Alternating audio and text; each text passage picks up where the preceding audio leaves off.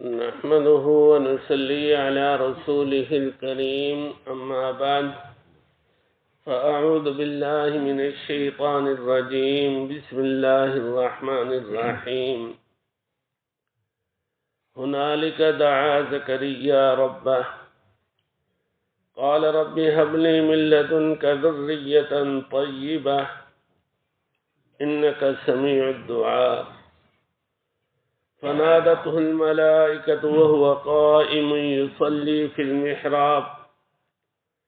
أن الله يبشرك بيحيى مصدقا بكلمة من الله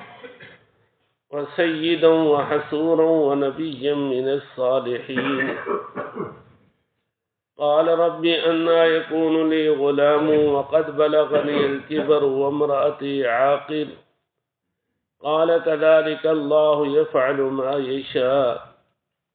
قال رب اجعل لي آية قال آيتك ألا تكلم الناس 3 أيام إلا رمزا واذكر ربك كثيرا وسبح بالعشي والإبكار صدق الله العظيم هنالك دعا زكريا ربه اس وقت دعا کی زکریا علیہ السلام نے اپنے رب سے قال ربی هب لی من لدنک ذریۃ طیبہ کہا اس نے اے میرے رب عطا کر دے تو مجھے اپنی طرف سے پاکیزہ اولاد انک سمیع الدعاء بے شک تو سننے والا ہے دعا کا فنادته الملائکہ بس آواز دی اس کو فرشتوں نے وَهُوَ قَائِمٌ يُصَلِّي فِي الْمِحْرَابِ اور وہ کھڑے کمرے میں نماز پڑھ رہے تھے أَنَّ اللَّهَ يُبَشِّرُكَ بِيَحْيَى بے شک اللہ خوشخبری دیتے ہیں آپ کو یحییٰ کی مصدقا لمن بکلمات من اللہ تصدیق کرنے والا ہوگا وہ اللہ کے کلمہ کی وسیدہ اور سردار ہوگا وحسورا اور عورتوں سے الگ تلگ رہنے والا ہوگا ونبی من الصالحین اور نبی ہوگا صالحین میں سے قال ربی انا یکون لی غلام کہا حضرت زکریا علیہ السلام نے اے میرے رب کیسے ہوگا میرے لیے بیٹا وقد بلغنی الکبر وامرأتی عاقر یقیناً پہنچا ہے مجھے بڑھاپا اور میری بیوی بانجھ ہے قال كذلك الله يفعل ما يشاء فرمایا اللہ تعالیٰ نے اسی طرح ہے اللہ کرتا ہے جو چاہتا ہے قال رب اجعل لي آیہ کہا انہوں نے حضرت زکریا علیہ السلام نے اے میرے رب کر دے تو میرے لیے کوئی نشانی قال آیتک الا تکلم الناس 3 ایام الا رمزا فرمایا اللہ پاک نے تیری نشانی کہ نہیں بات کر سکے گا تو لوگوں سے 3 دن مگر اشارے سے واذکر ربک کثیرا وسبح بالعشی والابکار اور ذکر کر تو اپنے رب کا بہت زیادہ اور تسبیح کر تو شام اور صبح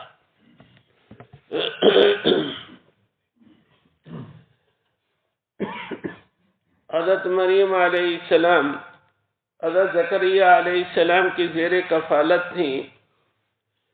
پہلے تو حضرت زکریا علیہ السلام کے گھر میں رہیں جب کچھ سمجھدار ہو گئیں تو انہوں نے بیت المقدس کے پاس ان کے لیے ایک بالا خانہ تیار کرایا جو ہوادار تھا اور جس کے اندر روشنی کا پورا لحاظ رکھا گیا تھا اس طرف لوگوں کے جانے کی اجازت بھی نہیں تھی اور حضرت زکریا علیہ السلام جب کہیں جاتے تو تالا لگا کر جاتے جب واپس آتے تو حضرت مریم علیہ السلام کے پاس بے موسم پھل دیکھتے سردیوں کا پھل گرمیوں میں گرمیوں کا پھل سردیوں میں تو ایک بار حضرت زکریا علیہ السلام نے ان سے پوچھا کہ یہ پھل لانے والا بھی کوئی نہیں اور بے موسم پھل، تو آپ نے پوچھا کہ اے مریم انا لکی ھذا، یہ پھل تیرے پاس کہاں سے آتا ہے؟ تو انہوں نے کہا ہوا من عند اللہ، یہ اللہ پاک کی طرف سے ہے۔ ان اللہ یرزق من یشاء بغیر حساب، اللہ روزی دیتا ہے جسے چاہتا ہے بغیر حساب کے۔ اس وقت تک حضرت زکریہ علیہ السلام کی اولاد نہیں تھی اور آپ کی عمر 120 سال ہو چکی تھی اور بیوی کی عمر 98 سال ہو چکی تھی۔ تو دل میں خیال پیدا ہوا کہ جو ذات مریم کو بے موسم پھل دینے پہ قادر ہے وہ مجھے بے موسمی اولاد دینے پہ بھی قادر ہے۔ تو اللہ پاک سے دعا کی، رب ہب لی من لدنک ذریۃ طیبہ۔ اولاد کا مانگنا یہ بھی نبیوں کا طریقہ ہے، اور نیک اور صالح اولاد مانگنا یہ بھی نبیوں کا طریقہ ہے۔ تو اللہ پاک سے نیک اور صالح اولاد مانگنا چاہیے۔ جب اللہ پاک اولاد عطا کر دیں تو پھر ان کی نیکی اور تقوی کی دعا کرتے رہنا چاہیے۔ اے میرے رب مجھے تو اپنی طرف سے نیک اولاد عطا کر دے۔ انک سمیع الدعاء، بے شک تو دعا کا سننے والا ہے۔ اللہ پاک نے دعا قبول کر لی، فرشتوں کو بھیجا، جبریل علیہ السلام کو بھیجا،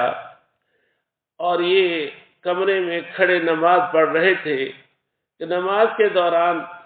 انہیں بشارت دی گئی یحییٰ علیہ السلام کی، کہ اللہ پاک نے فرما دیا کہ بیٹا دیا جائے گا اور اس کا نام یحییٰ ہوگا۔ حضرت یحییٰ علیہ السلام کی اللہ پاک نے 5 صفات بیان کی۔ پہلی صفت یہ بیان کی کہ وہ اللہ کے کلمہ کی تصدیق کرنے والا ہوگا، یعنی حضرت عیسیٰ علیہ السلام کی۔ حضرت عیسیٰ علیہ السلام کو کلمۃ اللہ کہا جاتا ہے، اس لیے کہ وہ بغیر باپ کے اللہ پاک کے کلمہ کن سے پیدا ہوئے ہیں۔ دوسری صفت بیان کی وہ سیدہ، اور وہ سردار ہوں گے۔ تیسری صفت بیان کی وہ حصورہ، عورتوں سے الگ تھلگ رہنے والے ہوں گے۔ تمام انبیاء علیہ السلام نے شادی کی ہے، یہاں تک کہ حضرت عیسیٰ علیہ السلام کا جب نزول ہوگا تو ان کی بھی شادی ہوگی، لیکن حضرت یحییٰ علیہ السلام جو ہے یہ عورتوں سے الگ تھلگ رہے، انہوں نے شادی نہیں کی۔ اس کی صفت اللہ پاک نے قرآن کریم میں پہلے بیان کر دی تھی۔ 5ویں صفت بیان کی کہ وہ نبی ہوں گے۔ تو حضرت زکریہ علیہ السلام نے پھر درخواست کی، رب انا یکون لی غلام، اے میرے رب میرا بیٹا کیسے ہوگا؟ صورتحال یہ ہے کہ میں بوڑھا ہو چکا ہوں اور میری بیوی بانجھ ہو چکی ہے۔ اور سورہ مریم میں ہے قال رب انی وہن العظم منی واشتعل الرأس شیبا، کہ میری ہڈیاں کمزور ہو چکی، میرا سر سفید ہو چکا، بیوی بانجھ ہو چکی، تو یہ بیٹا کیسے ہوگا؟ یعنی اسی بڑھاپے کی حالت میں ہو جائے گا یا ہمیں جوانی کی طرف لوٹایا جائے گا؟ تو اللہ پاک کی طرف سے جواب دیا گیا کذالک اللہ یفعل ما یشاء، اللہ جس طرح چاہتے ہیں کرتے ہیں، تمہیں اسی بڑھاپے کی حالت میں اللہ پاک بیٹا عطا کریں گے۔ حضرت زکریہ علیہ السلام نے پھر درخواست کی رب اجعل لی آیہ، اے میرے رب میرے لیے کوئی نشانی مقرر فرما دے کہ جس سے یہ پتہ چل جائے کہ استقرار حمل ہو چکا۔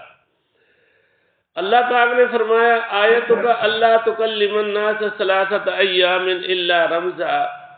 نشانی یہ ہے کہ 3 دن تک تو لوگوں سے بات نہیں کر سکے گا مگر اشارے سے، البتہ ذکر اذکار جو ہے وہ آپ کر سکیں گے۔ وَاذْكُرْ رَبَّكَ كَثِيرًا، اپنے رب کا ذکر کثرت سے کرے، شام اور صبح اپنے رب کی تسبیح بیان کرے۔ اللہ پاک نے نبیوں کو تسبیح کرنے کا حکم دیا، آپ صلی اللہ علیہ وسلم کو بھی یہی حکم دیا فَسَبِّحْ بِحَمْدِ رَبِّكَ وَاسْتَغْفِرْ إِنَّهُ كَانَ تَوَّابًا۔ حدیث میں ہے، حضرت انس رضی اللہ تعالیٰ عنہ بیان کرتے ہیں کہ ایک بار آپ صلی اللہ علیہ وسلم مدینہ سے باہر تشریف لائے، ایک درخت جو خشک ہو رہا تھا، اس کے پتے خشک ہو چکے تھے، تو آپ کے ہاتھ میں عصا تھا، چھڑی تھی، تو آپ نے وہ پتوں پہ لگائی تو پتے اور بھی جھڑ گئے۔ آپ نے فرمایا الحمدللہ، سبحان اللہ، لا الہ الا اللہ واللہ اکبر جو پڑھتا ہے اس کے ایسے گناہ جھڑتے ہیں جیسے اس درخت کے پتے جھڑے۔ یہ آپ صلی اللہ علیہ وسلم نے صحابی کو مشاہدہ کرایا ہے کہ جس طرح یہ پتے جھڑ کر درخت کی شاخیں صاف ہو گئی، اسی طرح جو آدمی یہ کلمات پڑھتا ہے اس کے گناہ جھڑتے ہیں۔ اور ایک حدیث میں ہے جو آدمی سبحان اللہ و بحمدہ دن میں 100 بار پڑھتا ہے، روزانہ پڑھتا ہے، اللہ پاک اس کے گناہ مٹا دیتے ہیں اگرچہ سمندر کی جھاگ کے برابر ہو۔ اور ایک حدیث میں ہے کلمتان حبیبتان الی الرحمن خفیفتان علی اللسان ثقیلتان فی المیزان سبحان اللہ و بحمدہ سبحان اللہ العظیم۔ دو کلمات ایسے ہیں جو رحمان کو بہت پسند ہیں اور زبان پہ ہلکے پھلکے ہیں، ان کا پڑھنا دشوار نہیں ہے اور میزان میں بہت بھاری ہے، اور وہ کیا ہے؟ سبحان اللہ و بحمدہ سبحان اللہ العظیم۔ حدیث میں ہے کہ اگر ایک بار آدمی پڑھے سبحان اللہ تو آدھا میزان بھر جاتا ہے، سبحان اللہ والحمدللہ دونوں پڑھ لیں پورا میزان بھر جاتا ہے، اتنا اللہ پاک نے ان کا وزن رکھا ہے۔ تو تسبیح کثرت سے کرتے رہنا چاہیے، یعنی اس کے لیے نہ وضو شرط ہے نہ کوئی وقت شرط ہے، یعنی آدمی اور نہ اس کے لیے قبلہ رخ ہو کر بیٹھنا شرط ہے، یعنی آدمی لیٹے لیٹے بھی کر سکتا ہے، چلتے پھرتے بھی کر سکتا ہے، یعنی با وضو ہو تو وضو کا ایک اپنا نور ہے، اور اگر وضو نہیں ہے تو وضو کے بغیر بھی ذکر کر سکتا ہے۔